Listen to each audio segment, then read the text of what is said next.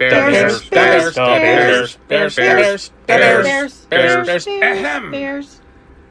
Bears Country Podcast.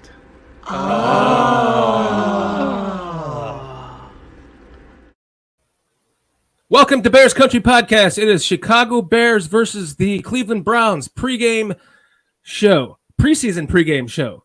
I am your host, Dan Shortino, at Mr. Shorty on Twitter, and we're here with my co-host, the anonymous, our favorite cornerback that nobody knows, Nomad. How you doing, buddy? Man, I'm already in my Bears PJs and commando underneath. I'm ready to go, Jack. Nice. You're commando too, huh? Nice. I got nothing on under this. I'm just sitting naked underneath this Peyton jersey. Ass naked under a desk. Dude, I'm excited for today's game for a lot of reasons. It's the final preseason game. We're going to get to see more starters in tonight's game. We're going to get to kind of judge what's going on with some of the players, some of the scheming we've been wanting to see. They've been training this whole week to treat it like a real game in the season. They went through all the normal weekly progressions of things, how they would do it in a normal week. I'm jacked, man. The Browns defense, we all know what they did to us last year, and it's going to be fun to see what the offensive line and this current regime, how they can handle the Browns defensive line compared to last year, right? That's right. Man, literally everything somebody like myself or you or anybody else has ever played football and gotten to a certain point with it, every fucking thing that you've ever hoped and dreamed of will live or will die tonight for a lot of people. I mean, dreams will live on and come to life, or they will be crushed tonight. Right. Yeah, there's going to be some players we're going to be not happy to see leave after today, right? Because they can't keep everyone. And there's going to be some good players that are going to be cut from our team, some good players from other teams. That's when things start to get interesting, and you start to see maybe additional cuts come after that because they want to sign some other players' cuts too, right? That's correct. But before I touch that, first of all, I'm always going to pray to the Most High for everybody's physical well-being and everybody to be healthy and come out of that game with a physical health that helps them move forward in their life. I don't want to minimize that because that's important for everybody. Absolutely. You don't want to see anybody get hurt, right? Nobody wants to see anyone get hurt in the NFL. And B, you have anyone that does get hurt that gets cut, that hurts their chances for making another team. Anyone that gets hurt that's a starter for this team or the other or any team, then that puts that, it puts their season in jeopardy depending on what player it is, So yeah, definitely we don't want to see any injuries. Hopefully we get through this entire thing unscathed for both teams, and it's going to be exciting. What are some of the things? Yeah, we knock on wood again, man. So what are some of the things that you're looking for in tonight's game, Nomad? The first thing I'll be paying attention to is the team discipline. So far, I've seen this team somebody put some stats out there and said that, we only got 8 penalties in the last couple of games. And that sounds like, 8 penalties. That sounds like a lot. No, it's not really. For a brand new team, brand new pieces, brand new coaches, brand new everything. That's pretty good. I would love to see that go forward and continue and minimize those penalties and just let's see if that continues. That's a great point that you brought up. The little amount of penalties that we've seen in the first couple preseason games really goes to show how the coaching is taking with this team. And that's another great point to look forward in tonight's game. If we can continue that trend, that really does start to bode well for the season. It does. I'm looking to see the first team offense establish a physical presence up front, giving the team its identity, just will versus will for 4 quarters. Right. And I'm looking forward to them establishing and telling the rest of the league, this is who we are and this is who we're going to be. What are you going to do to stop it? So am I. Braxton Jones, we're looking to see what we can get out of him as a rookie against this strong defensive front. Cody Whitehair has been playing well in the preseason. Sam Mustipher, a lot of people want to shit on Sam Mustipher. I don't think he particularly played that bad of a game last game. He really wasn't in that long for him to even gauge much, off of that performance. But from what I did see, it wasn't terrible. And the other thing you have to take into consideration with Sam Mustipher is Lucas Patrick is coming back soon. So I imagine he'll be ready by maybe, if not by the first game, maybe by the second game. So between Mustipher and Dieter Iserlin, that's going to be an interesting to see what happens after this game. And then Tevin Jenkins has been playing remarkably fucking well for a right guard, only playing right guard. He hasn't even played an entire game of right guard yet. And he is already showing that he is up for it. He's going to take a little bit of a technique change. He's going to have to redo his muscle memory and stuff like that to go from a right tackle to a right guard. But he's doing really well as far as I'm concerned. I cannot wait to see what he does tonight. And then Larry Borum next to him. Larry Borum has had his moments as well, but he's been playing pretty well at the right tackle position overall as well. And he's something that him next to Tevin Jenkins on that right side has me a lot more confident now after the first game that we watched, right? That right side was breaking down the entire time, and we were getting a little bit worried, weren't we? Well, before I touch Tevin Jenkins, that's a different subject for me. I really want to hone in on that because there's some things about that situation that really makes me want to really give him flowers, because it's been a lot going on with him. But the two in particular people I want to talk about there are Braxton Jones and Larry Borum. Why? Because they're in a particular situation fighting against two defensive ends that are, to me, tops in the league between what is his name, Myles Garrett on one side and Jadeveon Clowney on the other. Those are two fucking beasts, man. Those are two fucking beasts, and we're gonna see if those two guys play. We're gonna see what we have in Braxton Jones and Larry Borum. That will determine whether or not some serious moves are made in this little time space that we have before game one.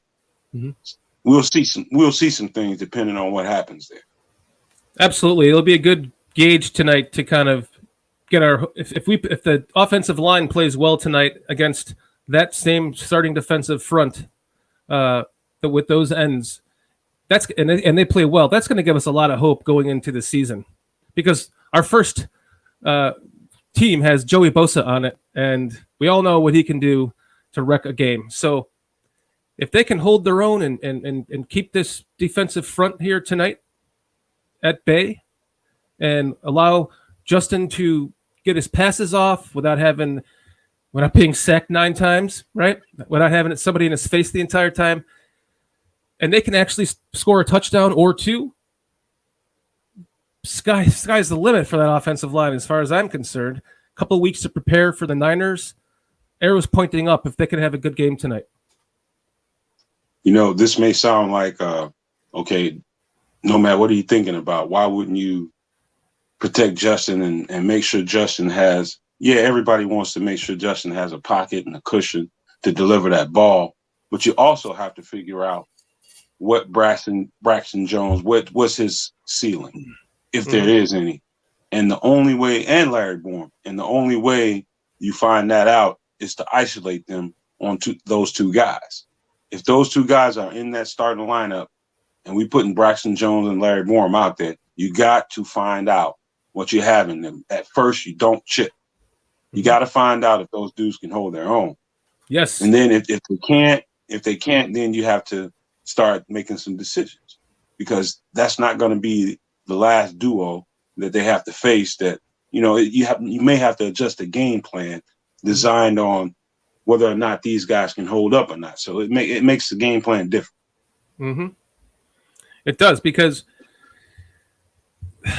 these guys, if for whatever reason, like if Borum has a terrible game tonight, right, at least they do have kind of an insurance policy and Riley Reef kind of waiting in the wings in case. Exactly.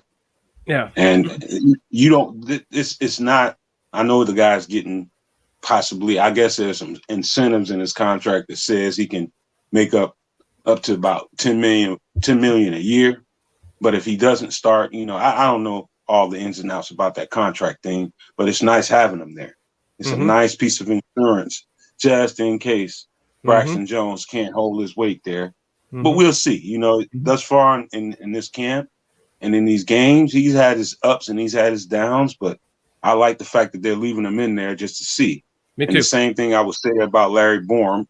He hasn't proved a lot to me, but again, I'm willing to see what he's got in this situation. This should be a very good test for both of them. It should be. Raby Come Up asks, Nomad, do you think Jenkins is more useful on the inside? I feel his nastiness in the run game will show more. What do you think about that? Wait a minute. I didn't know we were live in Oh yeah, we're live right live? now. We're live, buddy. Oh shit, I thought we were making a tape. Nah, fuck it. We're live. Motherfucker, you fired. What the fuck you doing, man? Did I tell you? Did I tell you we were recording this? Didn't you? Yeah, I thought we was making a video, man. I didn't know we was going live. Didn't you see the promo I posted? It said live. Dude, I gotta go to the goddamn. I did not know, man. Hold on, dude. I can't even see. I can't even see what's going on in the chat.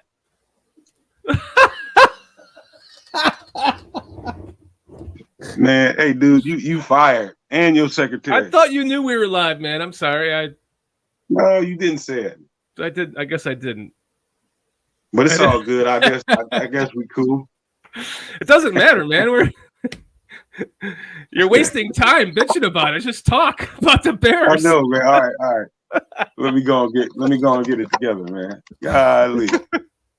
I had no idea, dude. Ain't this a bitch? Good job, Kitty. Yeah, but what was we talking about? The offensive line? The offensive line, all yeah. Right. Raby wanted to know, do you think Jenkins is more useful on the inside? He likes his nastiness in the run game and thinks it will show more. What do you feel about that? Well, what I would say to Ravi is, Ravi, looking at, like I said last week when we were talking about Tevin Jenkins versus somebody like Braxton Jones and the comparison, and you look at both of their tapes, and the thing that stuck out to you about Braxton Jones was his technical ability, and the thing that stuck out to you about Tevin Jenkins was his physicality. Mm-hmm. So you put those two things up in front of you and keep those foremost in mind. Physicality was the strong point. Mm-hmm. So you take that physicality and you move it on the inside, and not saying that Tevin can't play the tackle, not saying that he has the ability to do it. He's shown that. But you want to get the most out of Tevin Jenkins, you let him peel scalps. Put him right down there in the trenches and let him peel heads. Yep. That's it. It's a great way to say that. If that's the best way he can help the Bears this year, let him do it. Hell yeah, man. I want to see him just pancaking the shit out of dudes. There was a play he had in the first game they had him in the second string, and he just we were talking about it. I forgot what the term is again. Not a where he didn't go at his knees, but he went at his legs and just took him out at the hips, down to the ground, laid on top of him. I love that physicality from him. You were talking about his technique at right tackle as opposed to his physicality. I love this. One of the things that I loved about him in college with his right tackle technique was the way he was able to swing that right foot out. As soon as the ball was snapped, he kicked that right leg out like 3 feet, and he was like ready to go in position. But we've also talked about how he kind of gets stood up as an NFL player, right? And you can't really rely on that technique because you need to have that. You can't really rely on the technique that he had in college as a right tackle because you need to have a different technique in the NFL. And his physicality transfers to the guard position much better. Sometimes that technique you're talking about, that kick step backwards, can be so strong that defensive linemen that are very well trained and very well coached can diagnose that might be a little too strong, and the inside move right behind that is perfect. Sometimes, I'm not saying that's the case with Tevin, but his kick step was really, really defined. And not saying that might have hindered him or anything like that, but the stronger that kick step is backwards, the weaker you are on the inside if you can't jam that foot back down and be able to recover going on the inside. Right, exactly. So, it's a toss-up. I think they're just simply at a point with Tevin is, okay, where can you most help us right now? And that seems to be what it is for this team right now. I think they need more help on the inside for him than they do on the outside. I agree, man. It's the physicality that everything you just said, the physicality, moving that into I never thought he would be a good guard because of how I believed in his technique at that right tackle position in college. But then kind of seeing him at the right tackle or even at the left tackle and then seeing him at the guard position, you really see that nastiness that he has and just kind of the explosiveness with his power. It works a lot better on the interior of the line. I'm excited. I can't. If you could, huh? No. I was going to say there's nothing about that I can't disagree. To me, it seems like the path to right guard was destiny for him because I think he's going to perform at a level there. He's probably not going to ever get out of that job unless they have a need somewhere else because of injury. I think he's going to overperform there. And so before we get off the subject of Tevin, I just want to, I don't know how many people in this chat seen his last presser, but just based on what I've seen from Tevin, what I've seen him go through, to me, it hit a climax the other day when he was talking about his mother's, I think it was her birthday or the day she died or something. It was the day he was doing the presser was the day that his mother passed. Yes. Oh, man, dude. I started cheering up for him. That shit touched my soul in a deep way. Me too, I bro. felt it all for him.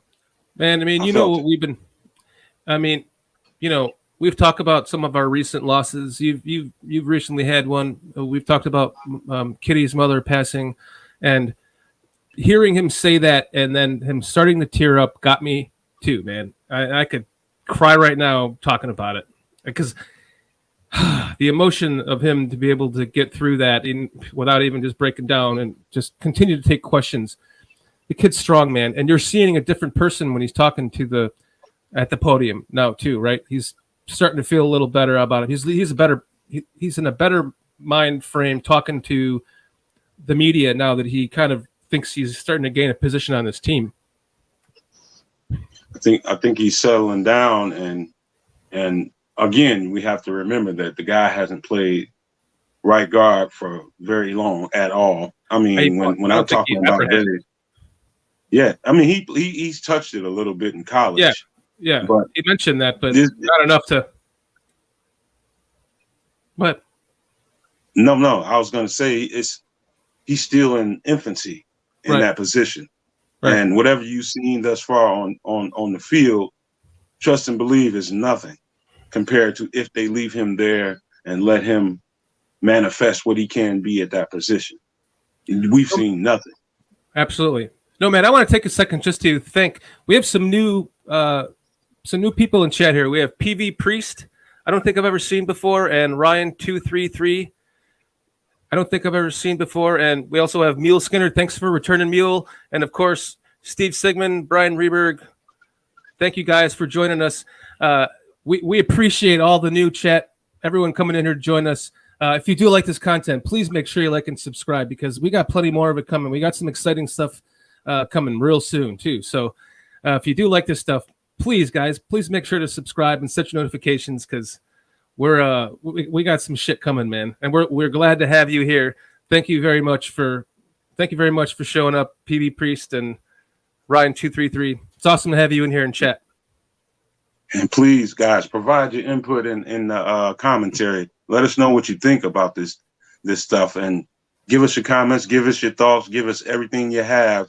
And thank you for even being here, because it's a blessing and it helps Absolutely. us to understand that what we have is something we want to kind of mushroom and balloon out and grow a little bit off of. And I can't thank you guys enough, man. I appreciate you.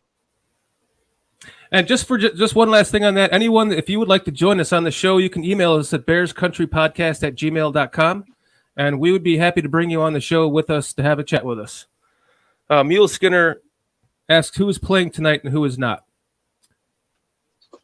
I know Velas Jones is not playing. Well, we're going to see Roquan Smith tonight. I don't know, man. You probably know more than I do. I can't see anything.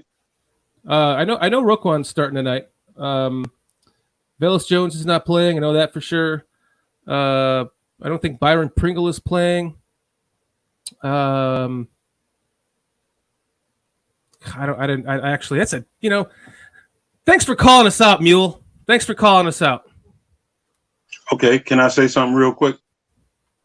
Give me a few seconds to rattle off a few names that I want people to. If you don't have a notepad, you should have a notepad when you're talking to Nomad and Shorty, because I'm telling you, I'm giving you nuggets. He's gonna give you nuggets. I'm telling you. Number one, everybody knows Tevin Jenkins. Yeah. Watch closely to Dieter. Watch Dieter Iceland. Mm-hmm. Watch him really carefully. Also, Elijah Hicks. I don't know what his status is, but I saw a semi-injured player last week, but I want to see how he fares out there, when he gets out there. Watch him closely. Of course, Braxton and Larry Bourne. Tyree Carter, a guy I've been talking about for, everybody knows they've been hearing me in chats and on this show. I'm crazy about that guy. I want to see how he fares out there. A game under the belt for Kyler Gordon. How different will he look out there after having that game in front of his family and his first NFL game and all the nerves? Let's see if he settles and is a different looking player out there today. Lamar Jackson. So far, so good, man. This dude's been the starting left corner in every game and has held his own. People been saying a whole bunch of stuff, on the side. Oh, he's from here. He did this there. He's picked him out of nowhere. Well, look how he's playing so far. Talk all the shit you want. Look at the performance. Mm-hmm. How about that? How about Trayvon Coley? Yes. Another one of those guys, calling him bottom of the barrel Trayvon Coley. Talk all the shit you want. I call him Little Pot Roast because he's a little fat ass. But he's been busting ass, man. Yeah. He's been busting ass. And I'm watching him, man. Maybe he squeaks away onto this team. I see good things, man, and I'm looking forward to seeing what he does tonight. Also, I'm only got a couple left, dude, so I ain't gonna be going on all night. Zachary Thomas, our rookie tackle. Haven't seen such good things so far, but I'm hoping he can pick it up, and let's see what happens with him tonight. So that's the guys and the players I would key in on if I were people watching the game. Yeah, I see some questions in chat. Is Blazing Game ready to go, or Tavon Young? That's another good question. How about it? I would hope Blazing Game's going to play at least a little bit tonight. Tavon Young, I'm not sure about that. Didn't sound Tavon Young yeah, he doesn't seem like he's making the team. No, I wouldn't say that. I just think he's just had some nicks, dinged up a little bit sometimes in camps, man. It doesn't determine based on what the coaches see in you whether or not you will make the team. There's some guys that, whether they're injured or not, those guys, those coaches know what you have and what you can put on the table, and they will make the team, no matter if they're in that game or in the preseason or not. He's a veteran. Right. He's a veteran, so if you're a little nicked up, I wouldn't be pushing him to play the game. No, why would you? Need him for a whole fucking 17 games. That's true, but he has a history of being a little nicked up the entire time, so that's how he got to the Bears. So you take care of him. Yeah. So you take care of him, keep him clean. PV Priest asks, how do you guys feel about Brian Pohl's first draft picks. I'm amazed about 11 of 4 will be starters, and for a 5th round left tackle will be starter. Gems all around. Yeah. I mean, I've said this before, PV, that to take 5 picks and turn them into 11 was a hell of a job. And he added more chips to the table to see what we have in this team. To me, there's going to be people cut from this draft that are going to, quite frankly, piss me off because they're not going to have enough room to keep them. And hopefully we can stick them on the practice squad and hope they stick and don't get picked by somebody else. Because I like Zach Thomas. I don't know if he can make the team. I like Doug Kramer. He's out for the year, so he'll have another chance. Jatire Carter. There's a place for him on this team somewhere. That's for damn sure. I've heard people talking about it's possible that he could be cut. So, that would be a complete shock to me. Can't see it happening. I can't see that happening. But Hicks might take Blazen's game, or not Blazen's game. He might take Cruikshank's spot. They might end up cutting Dane Cruikshank because he hasn't been out there. Can't see that happening either. Oh, you mean cutting Cruikshank? Yep. So you think Hicks still makes the team with Cruikshank? I think Hicks is more on the bubble than Cruikshank. Yeah, maybe. I don't know. They might like what they might want to invest more in the rookie. I mean, who knows? It's going to be interesting to see what happens after that. Cruikshank is a proven commodity. Mm-hmm. Cruikshank's a proven commodity. I didn't mean to cut y'all. No, you're right. He is. Hicks is someone that you have hope in, right? Cruikshank is someone that you at least know what you're going to get out of him. And there's a lot of different things they could do scheming with Cruikshank. So, but Ryan 233 says Hicks is a solid prospect, and I do agree with that. Again, 5 picks into 11, just taking swings. That's all you can ask for. See what you can get. Yeah, just add to the team. I love Hicks. I think he's just nicked up right now, and if you watch the end of that preseason game last week, you could see that he wasn't 100%, man. He was hitting people and he was hurting. But whatever it is, it could end up. Availability is the best ability. Right. Sometimes it determines whether you can make a team or not. Right. But you got to let me go on this little rant. Well, before you do that, real quick, Aldo just said Aldo came in. He says Roquan's not playing. He's correcting us. I think that's good. We don't need him out there. I don't think so either. I thought he was. I thought I read that he was starting tonight, but I'm actually glad he's not. Robert Quinn either. I don't need to see him either. No, me either. We don't need. No, I totally agree with that. Go on your rant, Nomad, because we have 2 minutes to go. All right, y'all ready? I'm ready, man. Fire it up. Y'all ready? I got a drink in hand. Fire it up, buddy. This is the day of the fat boy. Fat boy's time to eat. I want to see a physical fucking presence up front. Cheers to fat boys. Established. That's right, fat boys. It's time. It's your time, Jack. I want to see fat boys up front, ready to eat. Establish your presence on that offensive line and dominate. Impose your will over others. It's time for the fat boys to get to the buffet. We need to get at the buffet. I need to be right there at the line, the front of the line. I want everything on this motherfucker. I need everything on this motherfucker. Not just a few pieces of chicken. I need the whole goddamn tray. I need all the mashed potatoes, all the macaroni and cheese, all everything. The stuffing. Fucking pour all the pile up with gravy. I don't need the gravy. I need the whole goddamn boat. Give me the whole gravy boat. Sir, I can pour you some of that gravy. No, did I ask you to pour me the fucking gravy? Give me the whole goddamn boat. Give me the whole boat.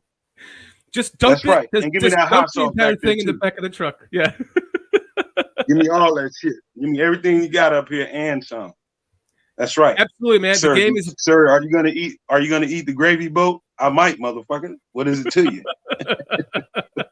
There's not gonna be anything left on this fucking buffet, man. We're eating the whole thing. I need everything up there. Get the fuck out my way. Yeah, because why, Nomad? The game is built in the trenches, right? That's right. It's time. It's time for the big boys to show what they are. I think that's a perfect way to end this. Let's get out of here and go watch the Bears game. You can catch us later. We'll do a little post game when we're done. And until then, bear down, man. Bear down. Bear down, guys. Let's go. Bears.